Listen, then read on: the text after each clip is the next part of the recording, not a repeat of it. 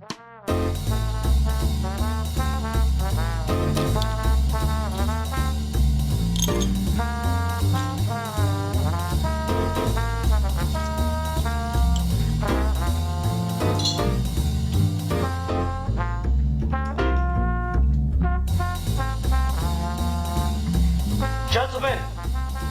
the time has come once again to discuss things. It is I, the one, the only.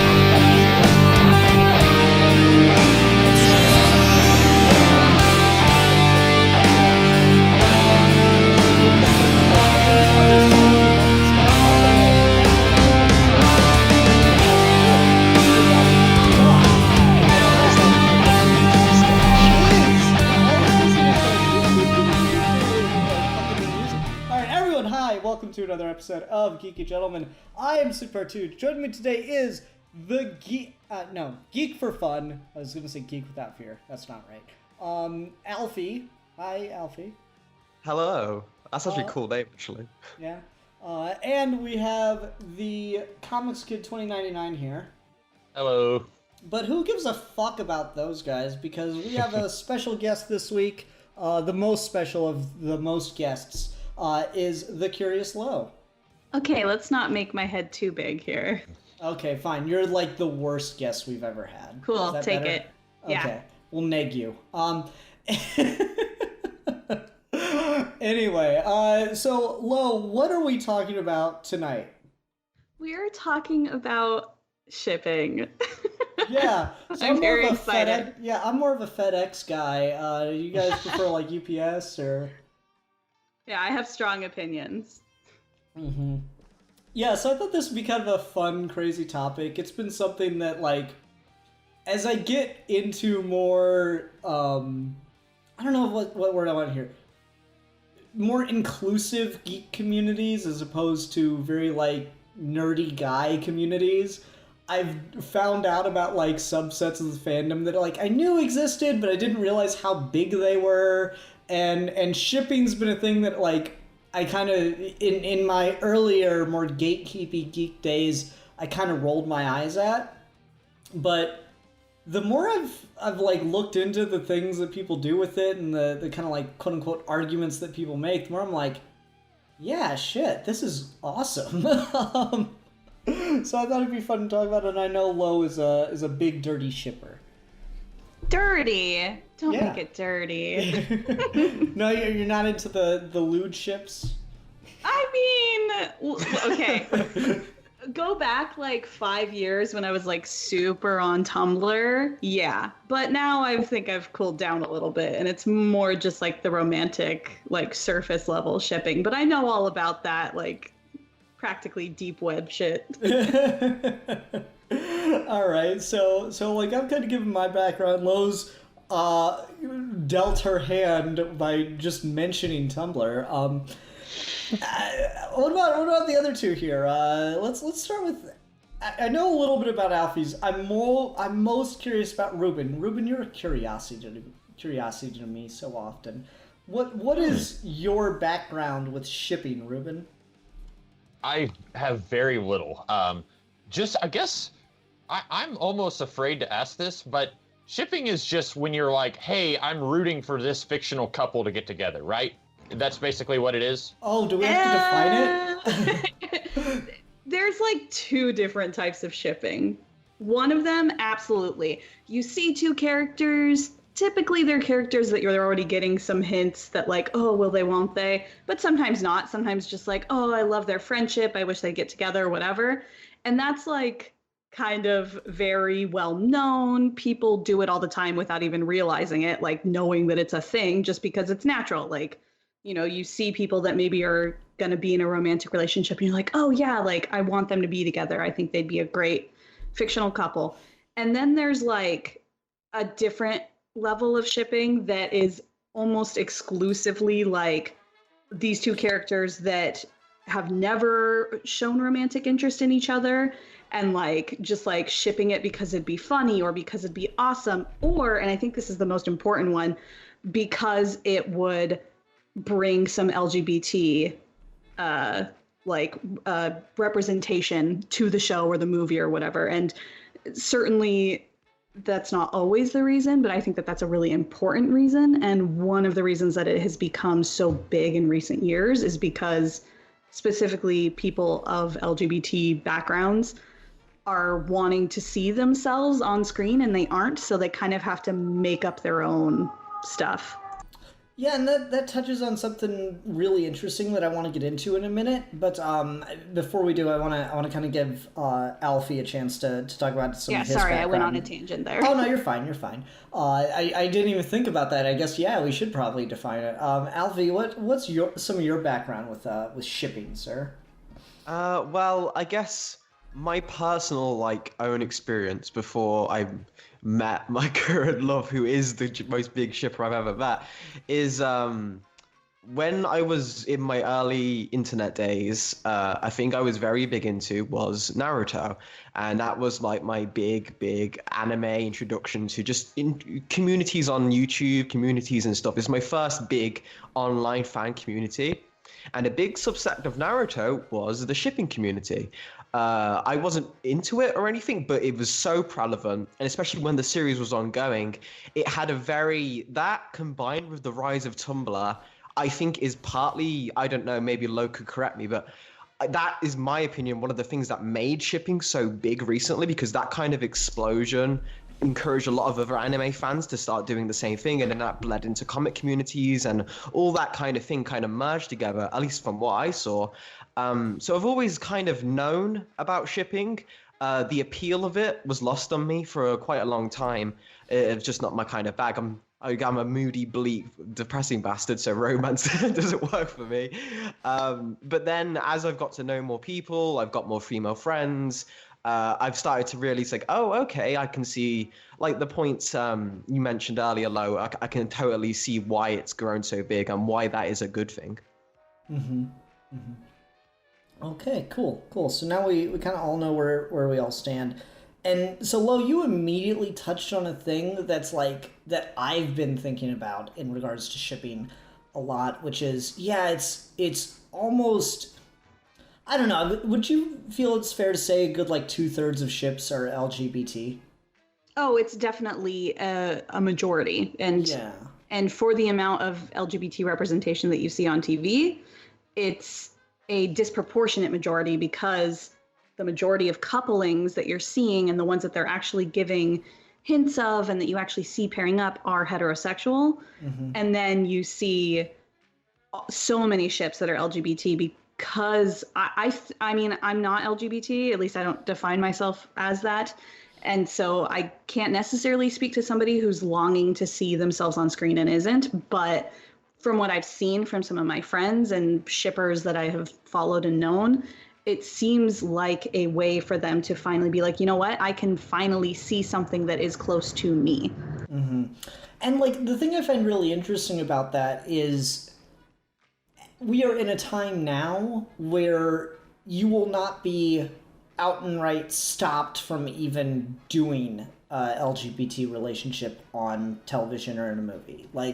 Obviously there's a subset of people who are against it, but you look at now compared to the 90s, and there's multiple gay couples on network television shows and stuff like that, and so it's much more prevalent to have LGBT representation now than it used to be, but that hasn't quite crossed over to mainstream really big blockbuster stuff.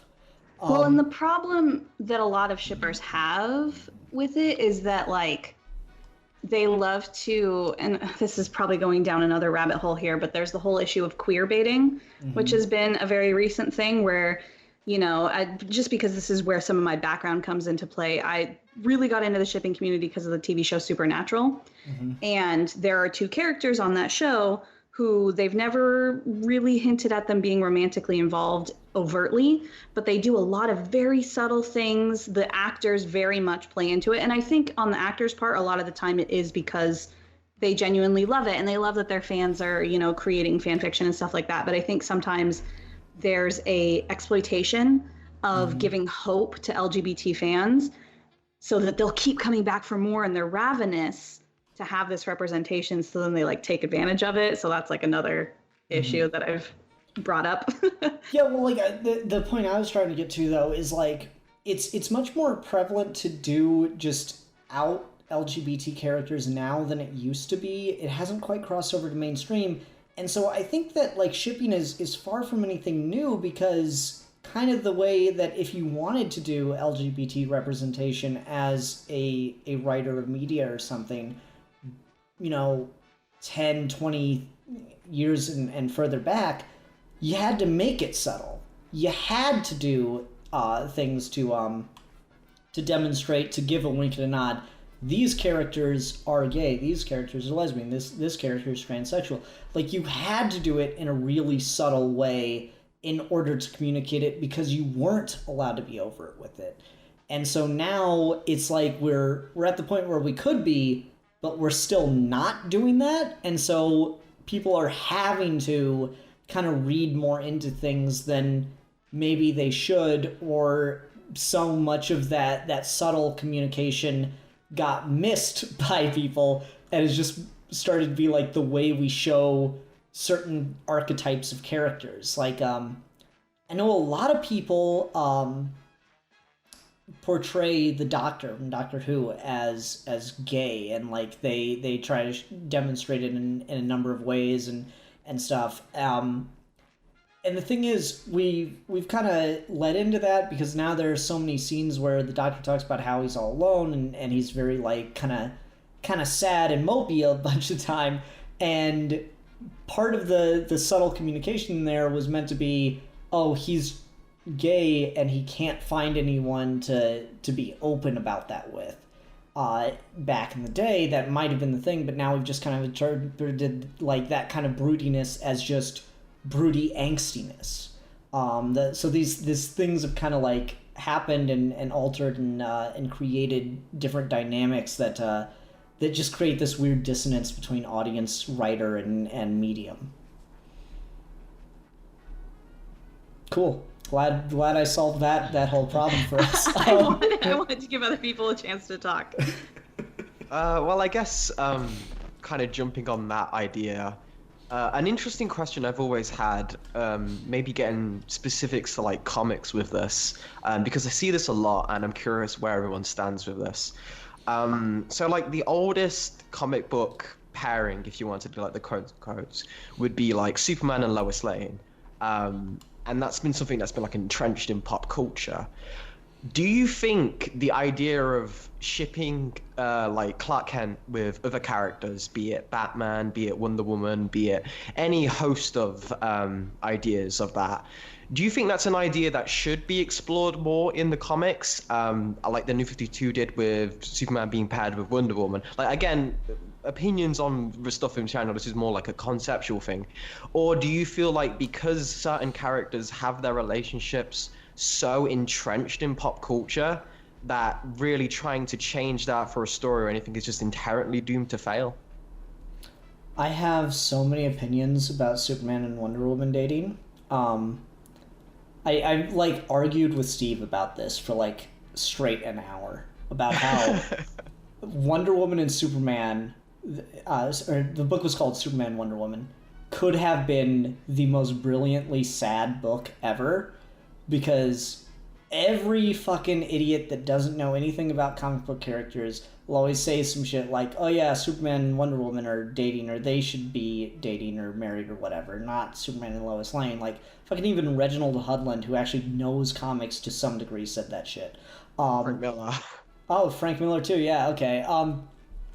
Yeah, so like every fucking show that thinks they know shit will say some stuff like that, and yet I think doing it is probably the best way to give the reason why it shouldn't be.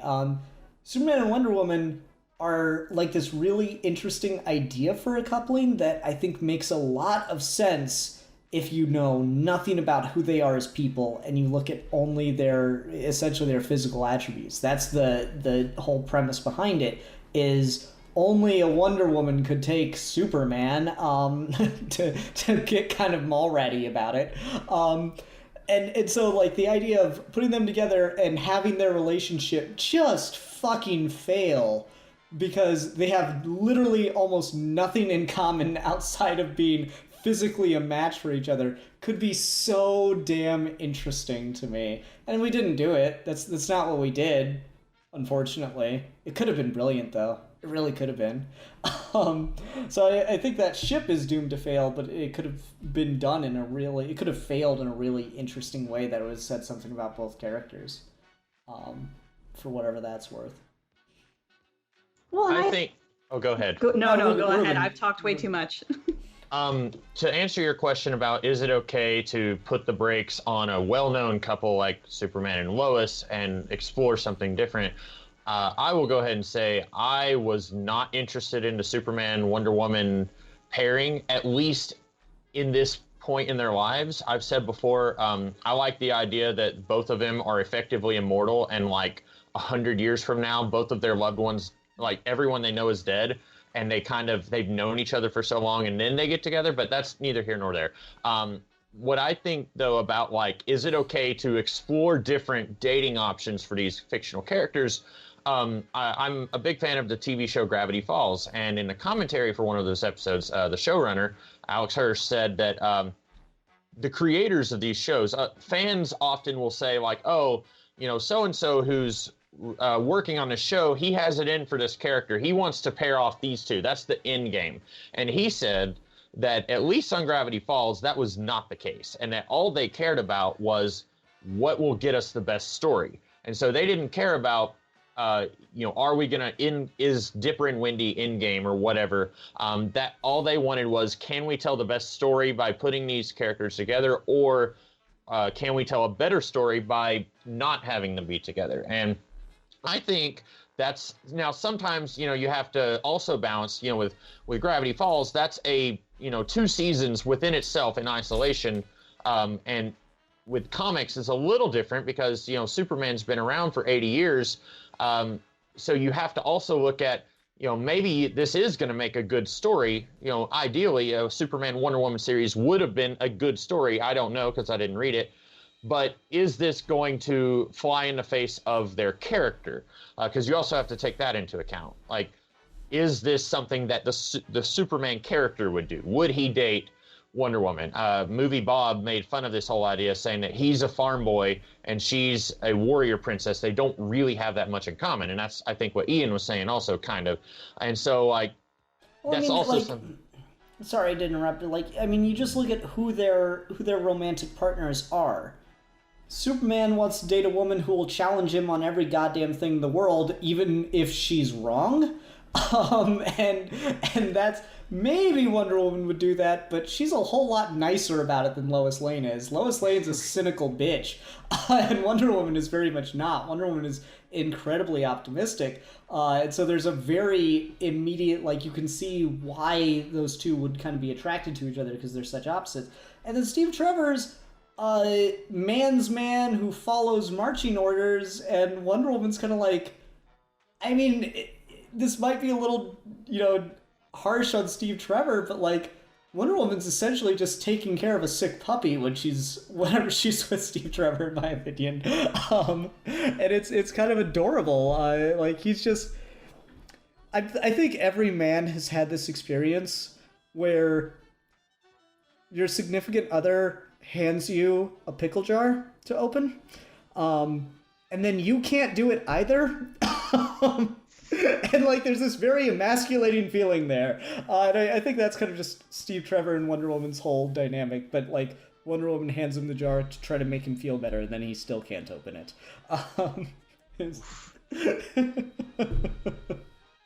To talk very specifically about those, but I'm sorry, Ruben. Go ahead and go on with what you were saying. That was about it. Just, you know, I think it's okay to explore different. It depends, really. I mean, like, you know, is this going to, like, ruin, air quotes, ruin the character if you decide to take them in a different direction, romantically speaking? You know, I don't really, I feel like I'm going to be pretty quiet throughout this podcast because I don't often have strong opinions about the romantic outings of these characters. Like, I read superhero comics mostly for the superhero stuff and not so much for the, you know, the character stuff, specifically like the who's dating who. Sometimes I care about that, but very rarely. Like whenever I knew that this was what we were going to be talking about tonight, I was thinking over the last week, what all, like, are there any couples I feel that strongly about? And I was realizing there's not a whole lot in all the stuff that I read and watch. Okay. All right. And see, that's interesting because, like, I definitely used to be a little bit more that way. And then, like, you know, funnily enough, one of the big genres in comic books is, of course, superheroes. And the other big one is romance comics. That's a big one. And so once I started reading some of those, I got much more into it, and I was able to recognize it more in comics and realize just how many of my favorite books had really good relationship drama stuff going on in them that I just never really paid proper attention to before. And so it just kind of, you know, it opened up a different world to me the more I decided to pay attention to that stuff as opposed to, I don't know, whatever the Joker was up to this week. And I mean, like, that's a good relationship, too, is like Joker and Harley Quinn, a very toxic relationship in the most literal sense. And so that's been an interesting one to follow over the years.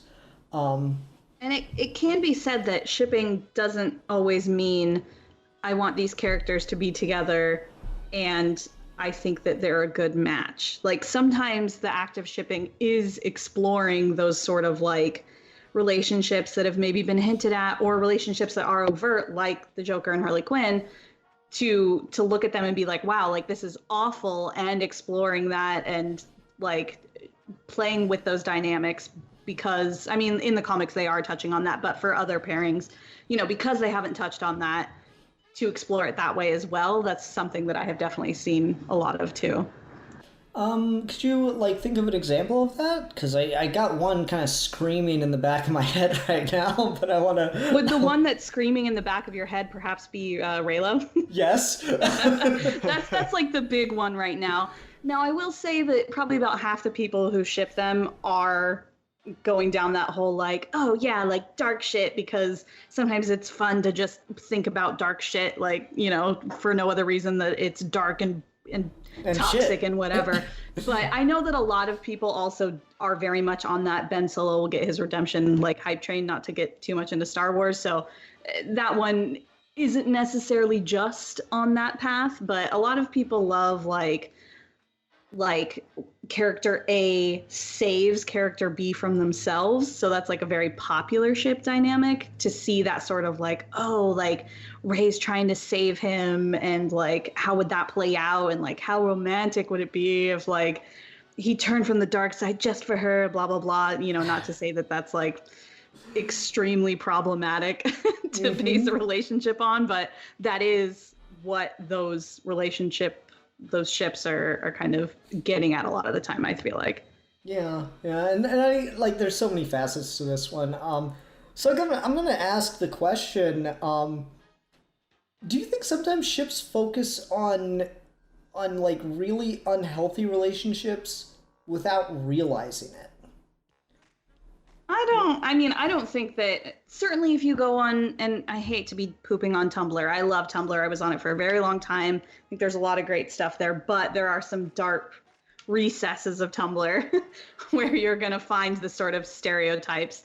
And I definitely did see, and again, to make a sweeping generalization, I'm not trying to offend anyone, it tended to be the younger fans that would come up with some of that stuff. I think partly just because you're not mature enough to really see the like eventual conclusion of some of the thoughts that you're thinking about these characters, that like, oh, it would be so cool. Again, that whole dynamic of like, it'd be so cool if character A saved character B from whatever destructive thing they're doing or whatever bad thing they're doing. Like, how romantic would that be? And that's where it ends, because you're 14 and that's how you think about relationships. And then as you get older, you can start to realize and be like, oh, wow, well, that's not the best place for a relationship to start. And that's not, you know, going to lead to something that's healthy, because you have one character that is completely dependent for their morality on this other character. And that is a whole jumble of bad. But then you get older and you're like, wait, that's super interesting. and toxic and realizing that, but then running with it anyway because it's like a deep, dark thing to think about. Yeah, and like I guess the one that comes to mind for me is one of the more infamous ships that like it's so infamous that people had to spend years like fighting against the very notion of it and all this stuff, and it was like the whole company had to reject it and couldn't even be perceived as that. And it is one of those things where like I don't care if maybe you could do anything remotely interesting with it. I think it's really, really gross. And that's Batman and Robin. That one has always bugged me to no end. And no, it's not because Batman isn't gay, because I'm probably of the opinion Batman's at the very least repressed bi, if not straight repressed gay. But I really hate the idea that Batman adopted a child to have sex with it. That really bugs the crap out of me. And yet it's that's what's his name, Wortham. That's corruption of the innocent. That's his paper. He's like, oh yeah, Batman and Robin. It's Batman grooming this young innocent boy for a homosexual lifestyle, and it's like, no, stop it. That's gross. It's such a like. Sometimes things will touch on things where I'm like, it's actively insulting, and I don't think it's meant to be, or at least often meant to be, straight ironic or just, oh, look how messed up this is. Sometimes I think it's quite genuine, and I get a little bit worried about what people are thinking of when they come up with stuff like that. Yeah, I'm not the biggest. Oh, you go ahead, Lon. No, you go. I've been talking it done.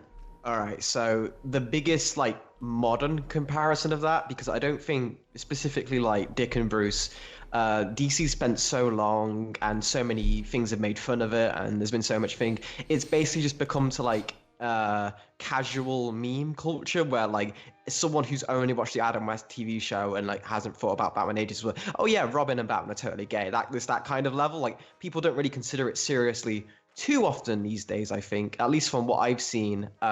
People genuinely seem to be shipping the rest of the Robins together a lot, which I find just as like iffy, but that's a whole different topic. The one that's a direct comparison to that is modern, and I think directly touches on the same level of, I think this is shipping gone very, very bad, is Peter Parker and Tony Stark in the MCU.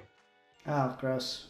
That's a You guys are really, bringing up really, all really these big ships ship. that I have never heard of before. Yeah, I see that one a lot, and every time I see it, I'm just like, how? To be Like- fair, I'm not super deep in comic culture. Like, I read comics, but I'm very much not in the comic fandom, if that makes sense. No, I think that's fair. No, but I've seen that one, and yeah, it's like gross. And I guess it's because Tony isn't like exactly a father figure. He is more of a mentor figure in Homecoming and Civil War, and Infinity War to Peter. So like it kind of is slightly less wrong, but it's still like just it's that dynamic of person A has power and is admired and looked up to by person B, and that developing into any kind of sexual relationship just has predation colored all over it, and that's at that point it starts to get like, I could maybe see a joke about it or something, but even then it kind of makes me feel a little sick to my stomach, because we're living in a post-Me Too world, and we've kind of seen these people be exposed for taking advantage of almost that exact same kind of dynamic and turning it into a sexual one, and having it, and having the people that are involved in it come out and say, yeah, I looked up to this person and then they used me and threw me to the side. And I'm like, yeah, it's kind of creepy. It bugs me to hear some of those. I hate to be the person to say this, but I feel like we might be focusing a lot on some very negative sides of shipping, which do exist, but I don't want us to stick on it for too long because it's like, I feel like shipping has this reputation of being that because those are the ones that people see and they go, oh my God, like that's like pedophilia or like straight up like rape or, you know, like there's a bunch of different things there. And it's kind of like saying, oh, all YouTubers are garbage because there have been a few YouTubers who who have taken advantage of that situation. Yeah, some people ship some really weird things. And I mean, you know, there's something to be said of like, well, if you can enjoy like power play or, you know, something like that in your consenting like sexual lives, can you then not enjoy it in your like in your porn or whatever? Like, because let's be real, a lot of shipping ends up being porn, although that is not all of it. It's not the only way that I have experienced shipping. And honestly, I've never shipped anything like that. I've never been into like kids with adults or like even like both adults, but like teacher student, you know, like that sort of stuff. So like it exists, but it's also like such a small percentage that gets blown out of proportion that I would caution us from spending too long dissecting it. I completely agree. It's one of those things where it's hard not to talk about because it's such a shipping is such a fan driven thing that like it's kind of hard not to talk about the stuff that gets a lot of attention for all the wrong reasons. And I do think there's some value in bringing it up just to say like there's a distinction here. It's not all this thing. There are really cool ones out there. There are things that like people haven't thought of. And it's kind of, you know, it's kind of why I do like the fan film reviews and stuff, because sometimes fans can come up with things that are like 10 times better than what the official owners of the characters come up with. And I think shipping is by and large the latter. I think that that a lot of ships are, you know, if Disney didn't have to worry about the bottom line and mass market appeal in China, we might get some of this stuff in like the MCU. And like so it's and if DC didn't have to worry about calling their characters gay or whatever, then we might get some of this in mainline continuity. But listen, I'm still holding out for Elsa to even just have the hint of being a lesbian in Frozen 2. Just like the slightest hint. I think it would be an amazing way to start introducing that and be like a giant step forward. I mean, like that's kind of like so much of what I was talking about earlier with like things are just coded a certain way now, even though those were originally like kind of signals to the communities that like weren't allowed to be represented. So like even if Let It Go was not supposed to be a lesbian anthem, it very quickly became one. And I totally agree. Like stuff like that. That's the really cool side of shipping is you get to see some of these kind of more. I don't know, like I'm tempted to use the word risque, but it's really not. Like it's risque because we're so used to such a what's that word? I'm gonna sound like super smart because I'm gonna use a $10 word. Heteronormative display of culture. Yeah. Give me some adulation there. We're so used to a heteronormative display of culture that it's kind of like, oh man, they made these two girls kiss. Whoa! that like that's suddenly some kind of big revelation when really by all accounts it should just be like, okay, yeah, the girls kissed. Of course they were lesbians. Look at everything that happened in this movie. How could they not be? Like that's just it. So it's really interesting to see the fan side of stuff and how they're able to explore those avenues that the larger copyright holders are afraid to. Right. I feel like another good, like, if we're going to go into like positive things and kind of what we touched on here when we're like talking about the fans can do something that aren't being done in the rest of the media, is I feel like sex is such a topic that people are like they view it as taboo, they view it as, oh, that's gross or weird or something, but yet we'll have mass murderings or torture scenes in comics and no one bats an eye. And I feel like that's a very misplaced idea of our culture, where we'll be able to talk about in intimate detail about how much the Joker beat the shit out of 12-year-old Jason Todd or something, but we won't be able to talk about how does Lois Lane and Superman actually get intimate together, and like how is that work for their relationship as adults, by being mature about these things. Yeah. I just want to like share that. All right, let's see here. I'm at about 35 minutes. I gotta remember to post that that comic Stephen Sejic drew, where he talked about Superman's sexual anatomy, and like he takes off his pants in front of Lois Lane. She's like, "Oh God, what is that?" "That's my thing, Lois." "Why does it have pincers?" "So I can grab onto you." Yeah. I think Comics it's a good are example. so weird. It was a joke comic. It was a gag. Stephen Sejic is the artist that did Sunstone, and he got really popular on DeviantArt for making a bunch of really funny. I read Sunstone. Yeah, we reviewed it. He got popular for making a bunch of funny little superhero sex joke comics, like when Wonder Woman and Superman were dating. There was like this, that was about the same time as like the second or third Twilight film came out. And it's like Edward and fuck, what's her name? Bella? Is that it? It's Bella. Yeah. Okay. Edward and Bella are like, "Oh my God, we broke the bed," and then the Wonder Woman's there with Superman. She's like, "Oh, you two are so precious." Diana, we need to get out of here. "Someone has destroyed Mount Rushmore." Like that shit's just really funny. The way he runs with it. But no, Alfie, you're right. Like the sexual lives of superheroes is something that probably should be explored more, because whenever we do it, it's super interesting. Alan Moore got so much mileage out of Night Owl being impotent until he could go fight crime. You're ignoring an entire side of the human psyche when you decide, oh, we're never going to touch this material of a person's life.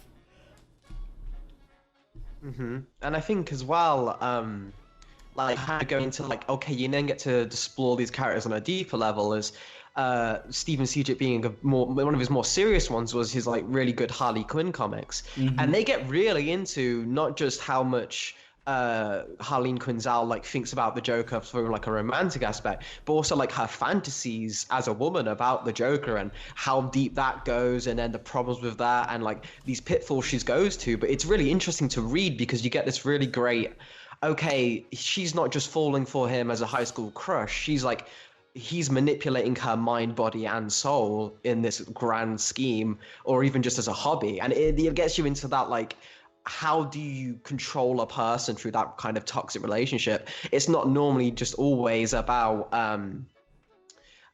what's like the word for it? It's always about like, oh, I think they're cute or I think they're sweet and everything. There is also, with that, there's a sexual attraction, and I feel that being explored. Like, you talked about Batman being like, you think he's like repressed gay or repressed bi. I'm down with that as well, simply because I like a Joker who's like very creepily attractive, and like he plays up that to Batman to unnerve him. Like, I think that's a really interesting dynamic for a villain, rather than him being drawn grotesque. Is I like a Joker who looks like he's almost beautiful until he starts laughing.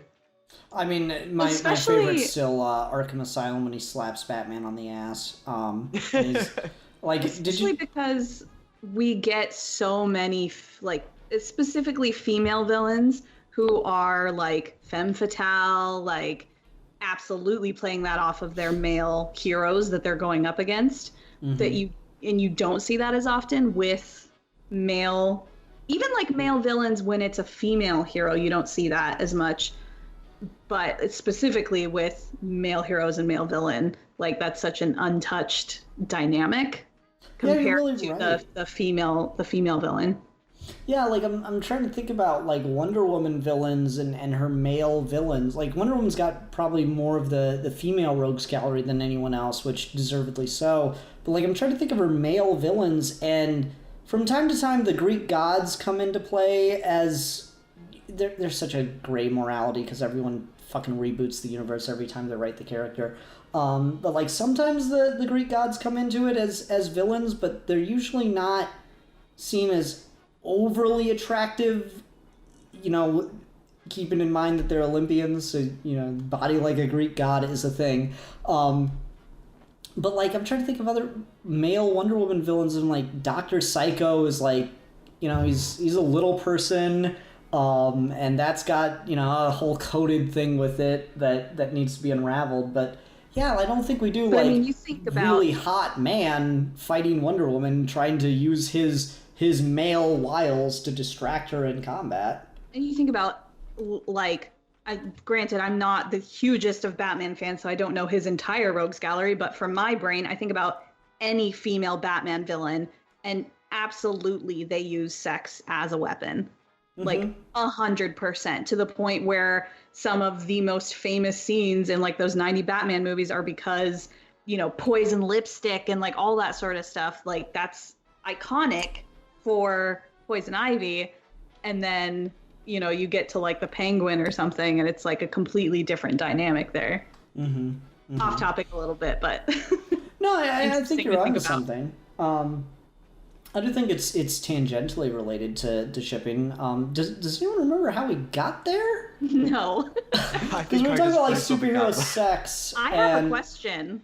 Okay. For the three of you. Have you guys seen and I'm super not in the Star Wars comics right now, so I don't actually know what comic this is in, but I think it's fairly recent. But some Star Wars like Twitter that I follow posted this big long thread about I think it's a Darth Vader comic that's out right now, and there was like a woman who is essentially a really, really bad representation of a stereotypical like female fangirl kind of like shipper. Have you guys seen that? She's like, and again, I didn't read the comic, I just read this thread, so like please correct me if somebody else read it, but she's, I think, a medical officer who has like a crush on Darth Vader, and they're like exploring that relationship, I guess, of somebody being like obsessed with somebody else. And it's very much, and like people are, well, mostly females, but there are plenty of males as well that are upset by it, because it's absolutely written and coded to be like, oh yeah, women who are obsessed with characters and idolize Darth Vader are crazy. And but like when guys do it, it's totally okay. Exactly. That's the big issue that keeps coming up is like, you know, what, it's okay for men to be like, oh, Darth Vader's like the coolest villain ever, and like, yeah. And not to get like too political with it, No, but I mean, like like, that no. is something that the way that specifically fangirls, and obviously there are ways that quote unquote fanboys are portrayed negatively as well, but in pertains to shipping, fangirls are very much, I don't want to say attacked, but often like attacked for having this sort of, at least in the media or like the general public's view of like everything is romance, and like it's impossible for me to not see romance everywhere. And you guys had read it or heard about that issue or even seen something similar to that? Well, I know the series that's from is called Vader Dark Visions, and I like the Darth Vader comics. They're the only thing I've consistently read since Disney picked up the book, or picked up the license and started doing Star Wars comics. And I read the first issue of that series and was like, this is just irresponsible, because it's just a whole issue of Darth Vader killing a kaiju, and look how cool he is. I'm like, no, what are you doing? And then so I immediately dropped the book, and then I started hearing about this. I'm like, oh god, this is written by like someone who's really into Darth Vader and has a lot of opinions that I don't like. I kind of just immediately recognized the direction that book was taking. So when who's typing? Oh, sorry, that's me. Oh, okay. Like I immediately recognized the direction that book was taking and was like, oh, let's not. And then when the other stuff came up for it, I was like, yeah, I guess I'm not surprised, because this seems right in line with glorifying Darth Vader, but, you know, shitting on any other kind of obsession with the character. It's a pain in the ass. I tweeted you guys the thread that where it has this Star Wars Twitter person. What do you call somebody on Twitter? Tweeter? Their thoughts on it. But even without reading it, you can just look at some of the panels that she posted, and the way that the female character is drawn, she looks absolutely insane, and it's a very like negative portrayal, I think, of shipping. Not to say that somebody who's obsessed with Darth Vader wouldn't be crazy, but that's not what they're doing. Like, they might say that that's what they're doing, but it definitely reads more like a look at this crazy woman. Oh no, to get definitely. up on my soapbox here. Definitely, and like that shit just it's just like, again, it's kind of goes back to what you were talking about earlier, where like, yeah, there is negative weird shit because it's people on the internet. Of course there's going to be in the shipping community, and yeah, some people that probably do it are not the most stable people, but it's not because they're doing shipping, right? It's because they're not the most stable people. And so like that side of it does get demonstrated and displayed way more than it should be. I would go so far to say as I have seen plenty of instances of like female like fangirls that are obsessed with shipping put into media, in TV shows, movies. Like, I've seen it a lot, down to the fact that there's a character, again, just to go back to Supernatural, because that's kind of where my shipping started. There is a character who is legitimately a shipper of characters that are in the show, because Supernatural is weirdly meta. And she is the most, like, stereotypically, like, the female equivalent of a guy wearing, like, a pocket protector and glasses with a Band-Aid and going, haha, I love Star Trek, guys, and, like, snorting. It's like the female version of that, but instead of that, you've got this girl who's like, oh my god, I'm right next to him, like talking like that, and it's demeaning and out of touch to see that that is the only way that people could possibly see somebody who is so into a certain part of media that they're, you know, same thing with like fan films. It's just a different, you know, a different medium of expressing like, oh, what if? And what I think that comes down to as well is a lot of writers in a lot of like the things that get popular, like these kind of things, it's a big problem, the fact that there are rarely any female voices involved in these decisions. So you do end up getting what you won't get the nerd stereotype as much, because it's the nerds making these shows, making these TV shows, making these comics, making these movies.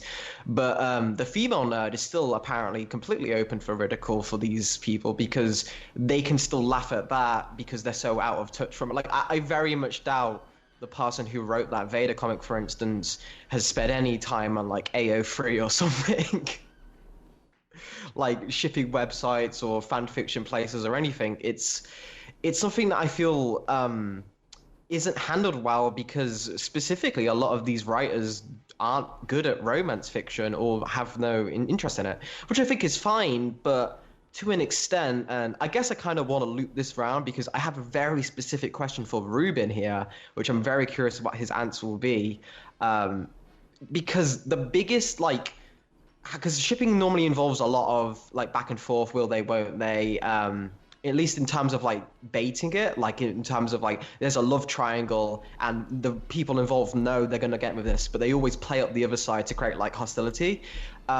Ruben, how do you think because you're a big X-Men guy, the Wolverine Cyclops Jean Grey thing, that's been going on like since Wolverine was introduced.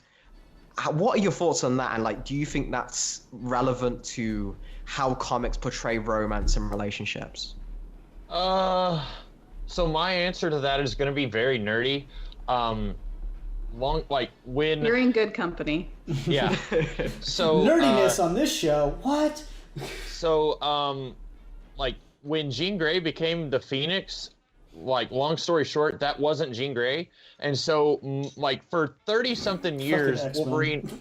Yeah, like Jean Grey, her body was at the bottom of the ocean, and then the Phoenix had created basically a copy of her body.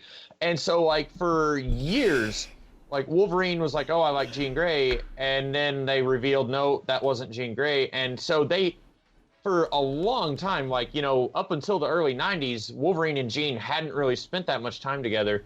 But then you'll have people who write comics now where they portray it as like, oh, these two, they've had this like tense chemistry with each other, even though Jean is like, with her mouth, she's saying, I like Scott, but with her mind, she's thinking, maybe I kind of like Wolverine.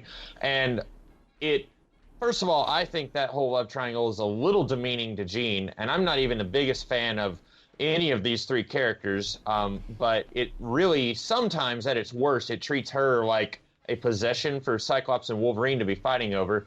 But also, like, it's just weird that people will treat this like, oh, Wolverine and Jean have this, like, passionate chemistry with each other, but really, like, about half of their history wasn't even these two characters. So I don't know, it's weird. X-Men is really bad about like really amping up the soap opera elements. Like I say that I don't care for the romantic subplots and stuff, but I was a huge proponent of Storm and Wolverine being a couple, and then when it finally happened, it was a thing, but everyone was ignoring it. And like I think that's just going to happen when you have like 5 different X-Men comics all going on, and then any creative team will last less than 2 years on a comic. And so a lot of stuff will be happening and getting dropped, and then other people will come in and bring their new ideas. So the whole like love triangle thing, I see it as a little problematic. I don't think it's been as much of a thing in the last like 15 years because one or more of those characters, like all 3 of them, have died fairly recently. Jean has come back. Yeah. Oh, comics. Yeah, it's like, old comics, but like to the nth degree with X-Men. Like everything that people are worried about with getting into comics, I can usually brush off and say, no, it's not that bad, unless you read X-Men. In which case, it's ridiculous. And Ruben knows this, and I make fun of him for it all the time. Well, we weren't recording when I said it, but one time I made the mistake of saying that I own X-Men comics I'm not proud of, and neither of these guys have ever let me live that one down. It's still so funny. Yeah. Well, like, this might be an interesting place to go as we get closer to the end of the show here. So I thought it'd be fun to go kind of round robin and talk about 2 things with a little bit of unpacking to do. What is a ship, officially confirmed or not, that you really like? And what's one that you really don't? And give your reasons for it. Why don't we start with Lo? I'm curious what some maybe you can get some deep cuts for us here. Oh, you curious, Lo? Yeah. I didn't do it on purpose. The spot here with negative ships because immediately my brain goes to like the ones that are the sort of like, child with an adult, or like, there's something squicky there. Let me rephrase there. it then. Let me say ships that you can see it, but you still don't like it personally. Okay. Let's see. And if it's easier, you can do your positive one first. Yeah. I think I'm gonna have to go with my positive one first. My absolute favorite ship that's been confirmed, just because I love the doors that it opened and the way it was confirmed, for it being a children's animated Nickelodeon show, is Korra and Asami from The Legend of Korra. Yes. Because they had such a... Part of it is that it was 5 years ago, and even though that seems like it's not a crazy long time ago, a lot has changed since then about what, Disney and Nickelodeon specifically, because they're kind of their own little bubble, are willing to show on TV, to the point where we've got gay kids on a Disney TV show, and they're really going out there and starting to really be inclusive there. But the way that they introduced them was starting with this weird, it wasn't even like a triangle, because you had 2 male characters and 2 female characters, and poor Bolin just liked Korra and he was just kind of left out, my boy Bolin. But you had this triangle of Asami and Korra both liking oh my gosh, his name is escaping my brain. Shark eyebrows. We'll call him that because that's what. Mako? Yes, thank you, Mako. And it was the whole show was them, well, at least like the first 3 seasons, were them going back and forth between him kind of liking Korra, but then dating Asami, and then them breaking up. And it was this very much classic triangle shipping war, like, who do you ship Mako with, and like blah blah blah. And they kind of dropped that in, I want to say, the end of the 3rd season, might have just been in the 4th season, and made it this awesome, like, you know what, and not like a, ooh, we hate men now sort of a thing, but just like a, this is tearing all of us apart, and finally bringing Korra and Asami together as this amazing friendship. And then at the very end, having them, they didn't even kiss. They just like looked at each other as like the end of the show faded out. And it can't be understated how important of a moment that was for like LGBT representation in children's fiction, because, or at least fiction that is mostly geared at teens, because there's been so many other things, and that was very much it's the last episode, what are they going to do, cancel us? Like, I love seeing that kind of, I don't even know, like, you could tell that they wanted to do it and they had stated it, and then to just drop it right at the end to be like, all right, we're going to do it, and like, hopefully nobody catches like, kind of being like, all right, we're just going to do it. And I just, yeah, that's like my favorite ship as far as like what it's done for shipping and for representation. Nice. Do you wanna still think about your other one, and we'll come back to you? Maybe other people can do their positives, and I'll try and think of a one that I don't like. Yeah, we'll go around that way. Ruben, what is a ship? Again, it can be just like a rumored thing, or it could be like a confirmed thing that you actually really, really like. Okay. Well, I guess I mentioned it earlier, but going back to like the 1980s, I always loved Storm and Wolverine's friendship and respect for each other. Going back almost to the very beginning of Claremont's run on X-Men, like Storm and Wolverine kind of got off to a rocky start where she was like standing up for Cyclops and threatening to attack Wolverine, but like by the time you got to like right after the Mutant Massacre, they were the only two of the old guard left, and you had a whole bunch of these rookies who didn't know anything, and then Storm and Wolverine trying to hold the team together. And I really liked them together. I liked their friendship and respect for each other, and I always thought they would have made a really great romantic coupling. And then it happened. Well, like I said, they didn't do a whole lot with it, but I like that it at least happened, and they can't take that away from me. Okay, all right. How about you, Alfie? You got a positive ship? Again, it can be just speculation, or it can be something you came up with yourself, or it can be confirmed.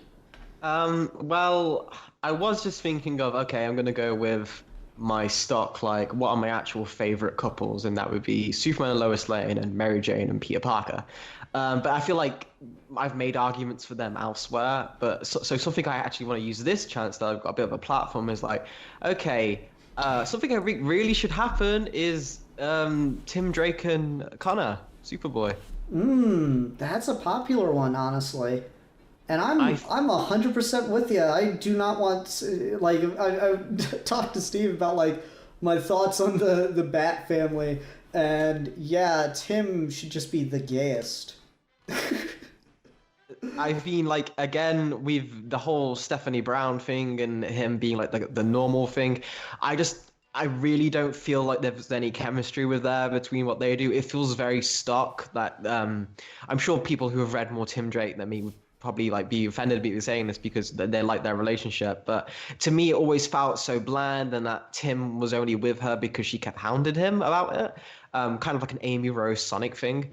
But with Tim and Connor, it's naturally built. There's a really strong relationship there, not just friendship. They bounce off each other really well. They complement each other really well. They help each other bring each other's faults back, and it also, I think, would give people that, okay, here is a Superman family member and a Batman family member in a homosexual relationship together.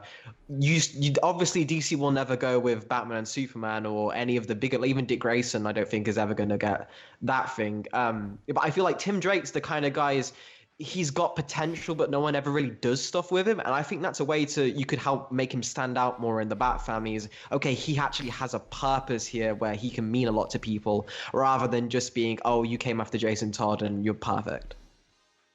Okay, cool. This is a cool one. Okay, I'll go for my positive ship that might be on like one of the weirder things. I think I'm the only one I've seen talk about it. I haven't trolled Tumblr enough, I guess. Like I mentioned it a long time ago now, and I think everyone thought I was just joking, but I am like 1010% serious about this. MCU, Nebula, and Rocket Raccoon. Ah. I know it's a bit weird, but I think they both have like he's an animal. I can see the like similarities though. Like I can see where you're coming from because of the whole like. Yeah, they've been experimented on and like turned into, you know, part machines, and Rocket's like really, really sensitive about that, and Nebula, like you can tell she's got a lot of insecurities about it, and I think they go together really well, and Rocket's got like kind of this mischievous thing about people with prosthetic body parts, and I think that could be like this almost kind of like, you know, it would have to be handled, and you'd really have to thread the needle so it wouldn't come off as insulting, but it could almost like Rocket would be like the only one that could make Nebula laugh because he's always trying to steal a body part really randomly. Like I could just see that being like this really interesting, you know, kind of dynamic between the two of them. I don't know if it ever goes so far as to be sexual, because then you might be getting into some kind of weird territory. But I don't know. Is Rocket really a raccoon? It's okay, Ian. Yeah, I'm a furry. I'm in the company with Dan Avedon. I'm happy. No, like it is maybe a little questionable, but at the same time, Rocket's an alien, maybe, or whatever. Is he an actual raccoon, or does his people just look like raccoons? It's hard to tell. So yeah, I kind of ship those two, and I think people think I'm crazy for it. And Alfie probably said just about the funniest fucking thing. I don't know if you remember that one, Alfie. Yeah, I was thinking of it. Is Rocket, like, Rocket just walks up to her. It's like, I'm gonna take that ass.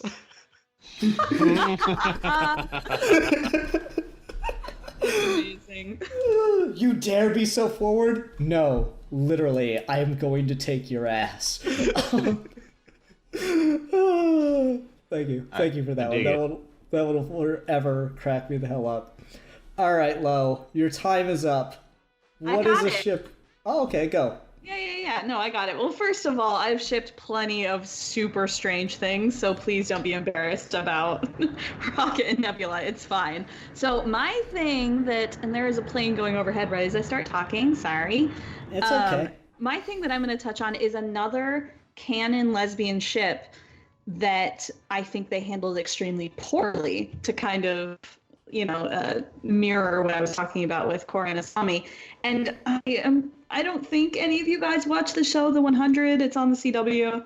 But there's a character named Clark. She's like the main character basically on that show. And she's at this point canon bisexual. She's had sexual relations with both men and women, and nothing that was like, oh, I was only with the guy because I was like ashamed of my sexuality or whatever. They're very open about sexuality on the show because it like takes place in the future, and they just aren't dealing with it being an issue. So that's positive. Yeah, I mean that, and the thing after this relationship was finished, they have done much better things with her character. But this would have been around 2015, 2016, where they had her with this like military leader named Alexa. They had a pretty interesting relationship because they were both kind of leaders of like not quite warring factions, but factions that were very much not on good terms, and they had come together to like, you know, try and like work out a peace, that sort of a thing. Really trying to streamline this, and they ended up becoming romantically involved. Some stuff happened, and Lexa ended up being killed like right before they would have like really launched into like a full-fledged relationship. And this would have been, you know, a couple years ago now, and there weren't a ton of LGBT relationships being shown on TV at that time, especially on the CW, and people lost their shit about Lexa dying because I think it was like within a couple weeks or like a month, and it wasn't all shows that I watched, but they killed gay character after gay character after gay character over the course of, and again, it could have been like months or like a whole season, but it sparked this discussion called "Kill Your Gays" because it was like all of a sudden gay people were allowed to exist, but then they were like, oh, they only exist to be like emotional fodder for our main character. Again, going back to Supernatural, because that's where all of my shipping knowledge comes from, there's a character named Charlie who was played by Felicia Day, who was killed in an extremely brutal fashion for basically no reason. She was left essentially gutted in a bathtub. And she was the only, not even main character, but like, she's like a tertiary character who was gay at the time. That was the only canon LGBT character that they had. And so it was a thing. So Clark and Lexa in and of itself was handled poorly, but it was all presenting this like big trend, specifically on the CW, but other places where like gay characters were kind of only existing to be like, oh, we're so sad that they're dead. So that was like a negatively handled relationship. Okay, all right. Ruben, what's a ship where you're like, I guess I get it, but I still don't like it? Well, I don't even know if I get it, but I really don't like the idea of Kylo Ren and what's her face, Rey. I don't know what anyone else's opinions here on this podcast are. I may be about to throw a grenade in the room, but I mostly hate it because I don't want Kylo Ren to be redeemed. I've talked to people who are like, oh, that's a brilliant idea, and I don't like that. I don't want that to happen, and I don't want those two to get together. So I'm definitely in the minority when it comes to Star Wars. I was not a huge fan of The Last Jedi, so I don't really want to like start up a huge like argument or anything, which I'm sure I wouldn't hear among us four, but I've just never really. I know Last Jedi was what started that because those two characters didn't really have that much screen time in Force Awakens, but I still don't really see what people see in that. Okay, all right, that's fair enough. I kind of go back and forth on it. I'm kind of sort of with. I definitely see where you're coming from, and that's honestly because I'm kind of going back and forth on whether or not I want Kylo Ren to be redeemed, and so it's all kind of tied up in that. All right. So Alfie, how about you? What do you got for us? See, there's been a couple I've been throwing back in my head, back and forth a little bit while I've been listening to everyone kind of throw out theirs. My biggest one is like, I'm like, okay, this is one that's been canonly confirmed, and I hate that it is, and I really think they need to change it in not just the MCU, but also in the comics. I think it's just really, really weird. Is Captain America and Sharon Carter. Oh, wait, so like Sharon Carter's... Yeah, okay. It's like Peggy's niece from like a second generation down. Like she's a grandma, but she's on a different side. They're related in like a direct familial thing, and a lot of the time it really just reads as if, okay, so Steve was with Peggy, but then obviously we can't have Steve with Peggy anymore. So here's modern Peggy. Yeah, it is. It's weird because like I agree because I've seen that too, and I'm like, no, the role that character should fulfill is kind of like the child they never had together. Yeah. And when you put those two in a relationship together, it is weird. I don't like that one at all. I agree. It's especially because it's not even like a romance thing. It's Marvel has really heavily tried to make this to make this Captain America's, that's Captain America's Jane Foster, or Captain America's Mary Jane. And I find that incredibly gross. And like, I would rather Steve Rogers be with no one than be with Sharon Carter. Oh man, ouch. It was slightly less creepy in the 60s because she was Peggy's younger sister at that time. Of course, as we moved further away from World War II, that became impossible. But I will say, when it first started, it was maybe still creepy, but it was that she was a younger sister. Maybe still not something that you ship, but I can definitely see it being much more problematic now. Mm-hmm. Mm-hmm. All right. So I'm gonna go with mine, and this is one where like I almost feel kind of guilty for it, which is it's an odd sensation, because it's a gay ship, and I do think there needs to be more of this in DC mainline. I just don't want it to be these two, and I feel very like I'm kind of I feel kind of like a dick for it, because I kind of know the take that it comes off as, but I don't care. I still don't like it. And that's Damian and John Kent, the Super Sons.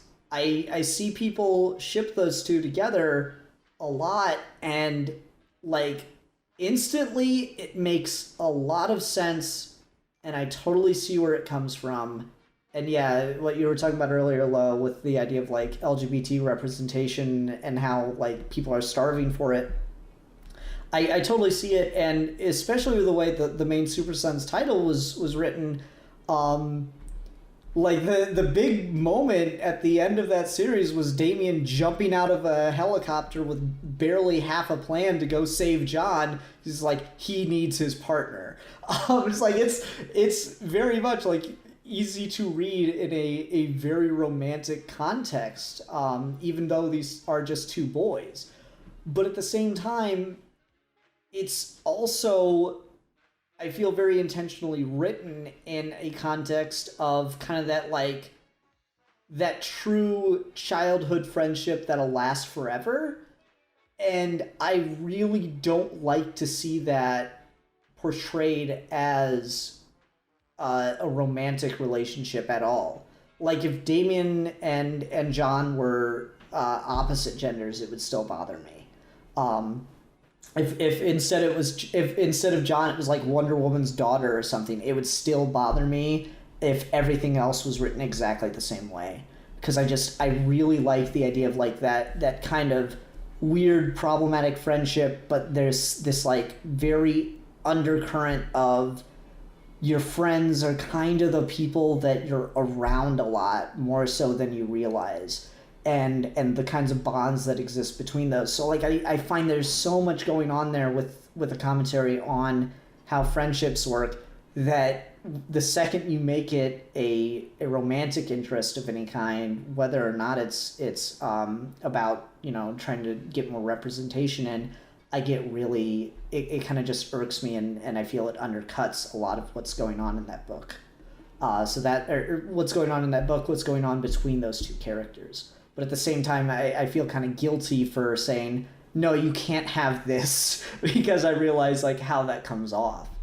And so that's one where I'm like, it's probably maybe a more controversial opinion in regards in that particular set of circumstances. So yeah, I'll just throw myself under the bus there. Alfie, do you have any thoughts on Damien and John? Because I know you read that book too. Yeah, so I see where you're coming from, and I'm kind of with you because, again, I guess going to like the Naruto thing, I don't just in that show, basically he's got a rival, and the majority of like the second half of that show's plot is all about him trying to save his rival and ex-best friend from like the darkness. And there's a lot of the Naruto and Sasuke is a really, really big LGBT ship, and a lot of people were hoping it would be romance, just for the fact of, oh, here is an anime main character that's really popular and his rival as a gay relationship. That'd be a really good representation. But at the same time, it's that very thing, is they were friends from childhood, and there's a lot of friendship dynamic going there, which I see with Damien and John. It reminds me a lot of like my best friends I've had since childhood, and I don't look at them romantic because I love them, but it's a different kind of love, and I think it's an equally valid kind of love that should be explored on its own separately. So no, I'm totally with you there. Yeah, okay. I have a question. Sure. Clarification, because I don't read that comic. I have absolutely zero horse in that race.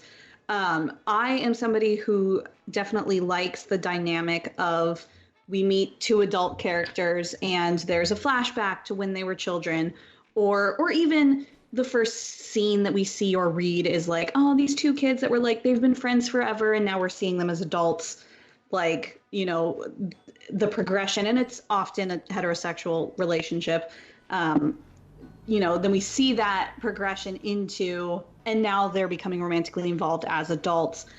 Does that change your opinion of a relationship like that? Like, if it is something where it's being looked at from the adult perspective, where like the story itself is to adults, like is part of what, and again, I keep using the word squick. I hope you kind of know that term. Does it squick you out to like, I do not know that term. It just like, does it gross you out, I guess, is probably a good, it's a shipping term. That's fine. Like, if it's just because it's like kids, which obviously totally understandable. No, it's like there are gay kids. I totally accept that. No, it doesn't. It's not the fact that they're children that bothers me about it. Again, it's the fact that it's very clearly directly being written as a very close friendship, and I like it a lot more in that way than if it becomes romantic. It's again that problem I talked about of a lot of this stuff, representation had to be coded, and so we're kind of dealing with the baggage of that now, because now we just don't necessarily know how to write it as not coded, as just direct anymore. And so like I feel it's diminished by making it romantic, regardless of their age. So like if we were to flash forward to adult Damian Batman and adult John Kent Superboy or Superman, I still wouldn't want it to be romantic. I would want it to be kind of like our fathers were best friends and we're even bester friends. I do feel like, though, that's just hearing you say Damian Batman and John Superman, and if anyone, like, I don't know how much familiar Ruben and Lo are with like Damian as Batman and how inherently fucked that ends up getting, like apocalyptic Gotham.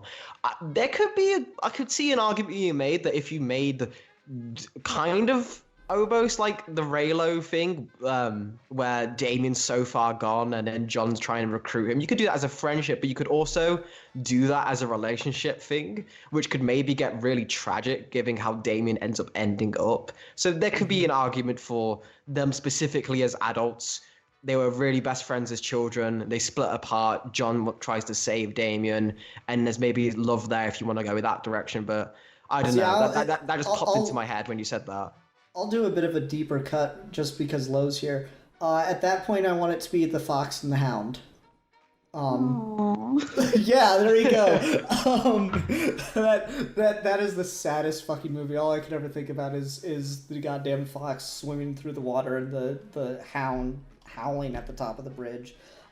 That shit was just like the betrayal. And I'm sure there's someone out there that ships The Fox and the Hound, and I just don't even know what to do with that. So yeah, no, like it's so weird because it's so wrapped up for me, very particularly in who these characters are. And oddly enough, I think of Damian Wayne as probably the straightest cis white boy, or not white boy because he is Middle Eastern, cis boy of the Bat family. Like, again, okay, here we go. We'll do this. All right, so Batman is probably bisexual, but will never admit to it. Dick Grayson is weirdly okay and doesn't need to even give a second thought to getting into a two-guy threesome. Jason Todd probably is way too damaged and needs to learn to love himself before he can ever have any kind of relationship. Tim Drake, very, very, very gay, and Damian just straight as an arrow. I'll give it that's my perception of the Batman. And I wasn't trying to say that your opinion was wrong. Like I said, I do not know these characters at all. I was just kind of wondering if that was part of what grossed you out about it. No, not at all. It's nothing to do with them being kids. Like I sometimes I feel a bit like weird and skeevy when I'm like, yeah, why aren't the kids in Harry Potter trying to fuck constantly? Honestly, it's weirder to me that so many people like freak out about kids having even the hint of a sexual relationship, because to me, I'm like, wait, are you unable read a sexual account without getting turned on? Or is that horny all the time that you just like be okay with like teenagers having sex and have it not be like a whoa, but I can't be turned on by this, whatever. That's like a whole other. No, I mean, I'm totally with you though, because like shit, I remember being a teenager and doing really stupid shit just to. I started dating my husband when I was 17. I've liked him since I was 16. Like, I was a kid. Yeah, no, like I totally agree. It's like, do you not remember being a horny teenager? And like I remember like my first girlfriend being like, "Oh yeah, I've been doing stuff with guys in my room since I was in 6th grade," and I was like, "Whoa, she's so cool." Like that shit. Just I'm sorry, kids aren't as pasty and innocent as you'd like to think they are, but it doesn't mean you get to be sexually attracted to them. Is the distinction. Here. It does depend on how it's being presented, of course. Yes. Like, yeah, there are things that are gross and disgusting, but yeah, 100% agree with that. So no, for me, it's not having romantic relationships, and it's like weird. Yeah. For me, it's 100% not about them being kids because they're roughly the same age. Damien's 13, John's 10. Bendis doesn't count. Oh, they're like little babies. I was assuming they were like teenagers. No, I Damien. mean, it's still fine, but like. No. Maybe not a sexual relationship at that point. Yeah, probably not. Just for me, it's nothing to do with the like idea of them being kids. It's 100% to do with like how I view these characters and how I view how this relationship was written and intended to be written. Though I can totally understand where the shipping comes from, and I do kind of feel guilty for saying, yeah, you can have literally anything else, but not this. I feel like I'm very gatekeepy or something. That's the beauty of shipping, because it's not canon. You can feel and think kind of whatever you want. Because not all shipping is like, I need this to be canon. Some of it is just like thinking about what ifs. Just to bring it back around to shipping. No, you know how much money Marvel could make if they just did a whole line of what ifs that were nothing but ships? Like, that would You would have to acknowledge the fact that they have a large female fan base in order to do that. Ooh. Wow. Oh, the savagery. Did you guys know Lo was a cave person? Because she's a fucking savage? Alrighty. Well, does anyone have anything else they wanted to make sure they squeezed in? I'm sure I could just let Lo talk for like 3 hours about this. It's like, this is my first ship that I got really into, and this is my second. My shipping goes all the way back to Lost. It's old. Who did you ship on Lost? Oh my gosh, Charlie and Claire were like the best, and that was like a canon ship, so it was back before I really realized what shipping was, but that was like, I loved them. Nice. I think the only other thing I'd just add quickly is I think it's very interesting, a lot of people's reaction to the current Tom King Batman run, where the entire premise is, can Batman be shit with Catwoman? And that's like going to be a 100-issue run just on that, being broad, of course. And people's reactions to that and the romance focus turning a lot of people off, but it's also the biggest instance I can think of something so mainstream in comics being so romance focused, which I think is an interesting topic. Yeah, totally agree. Alrighty. Well, everyone, thanks very much for watching. Let's see here. Whose pick was it last time, and whose pick is it this time? I'm confused. Alfie picked that Nightwing storyline. Okay, so it's on you, Ruben. What are we going to be reviewing next time? That is the sound of someone who didn't think about it. that is correct. I want us to talk about a comedy movie called So I Married an Axe Murderer, starring Michael Myers, and it's from the 1990s. That's what I got.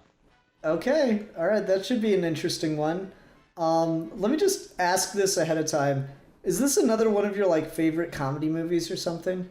Well, I really like it, but the last time I said this is my favorite movie of all time, I feel like I built up a lot of hype, and then you were like, no, this is not great. So I want to say I enjoy this movie. while keeping the hype limited. Okay, all right. Ruben watches a lot of movies he's not proud of. Yeah, I mean, the thing is, I've seen this movie before, and I want to make sure I don't like ruin it for you or something. Okay, so that should be fun. That should be a good tease for next week, everyone. Lo, thanks again for coming on and doing this. This was super fun.